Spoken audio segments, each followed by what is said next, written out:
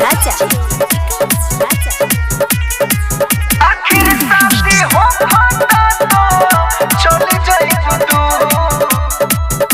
बोली हाजर भले हमारा दुख होई तोहरा ला रनिया बड़ू मजबूर बनेला दोसरा के कनिया भले हमारा दुख होई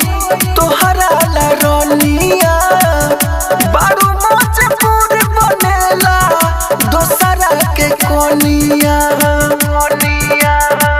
आखिर शादी हो खाता तो चली जाइब दूर ओई हो ससुरवा से तो बोली हो जरूर ओई हो ससुरवा से तो बोली हो जरूर बोली हो जरूर ओई हो ससुरवा से तो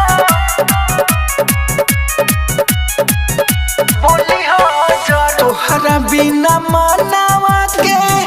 कसहु मनाइब हम देई के दिलावा के सबर देई के दिलावा के सबर बाकी एगो बात याद रखी हो गोरी तोहरे ला जिए तोहर लभर रोई हो ना हमारा बिना रखी हो सुहूर ओई हो ससुरवा से तो बोली हो जरूर ओई हो ससुरवा से तो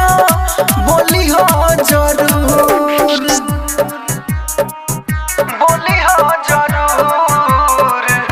ओई हो ससुरवा से तो राजधानी रिकॉर्डिंग स्टूडियो